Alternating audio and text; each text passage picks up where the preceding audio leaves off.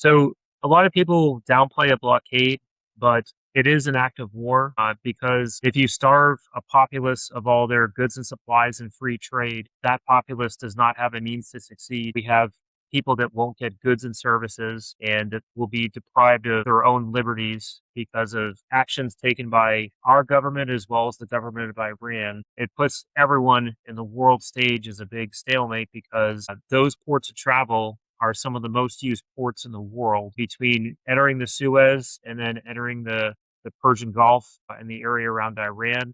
We ship a lot of the world's oil. We ship, surprisingly, the majority of the world's helium, which is a resource that a lot of people don't even think of, and as well as natural gas production and other things. And it also impacts fertilizer. And fertilizer is the backbone of farmers all across the United States since we shifted away from natural fertilizer and went to a man-made fertilizer.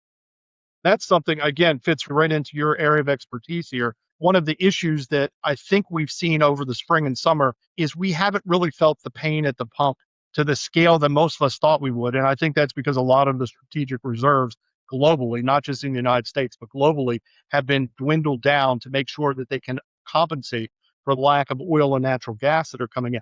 Plus the fact that it's summertime in the Northern Hemisphere, we're not using a lot of that energy consumption that the oil and natural gas consumption that we'll use for heat in the wintertime. So that's something that's a pressure point we'll see coming as the year goes on. But the fertilizer that's not getting out, the necessary component pieces to make fertilizer, that's got to be affecting us now. Is that correct? And how's that going to bear out in the fall and the harvest season? So I have a livestock farm, but I need to get hay in order to feed all my animals. And the farmers that I've talked to, fertilizer's gone up in some cases, depending when you buy it, nearly double from last year.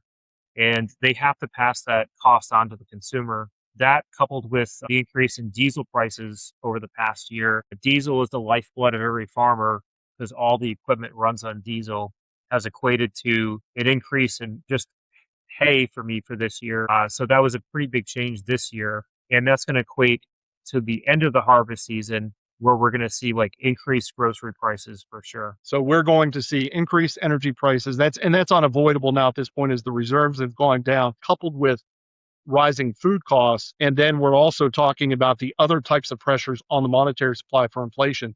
This is not boding well for us going into the fall and going into the winter. To unwind all of this is quite a dilemma for us.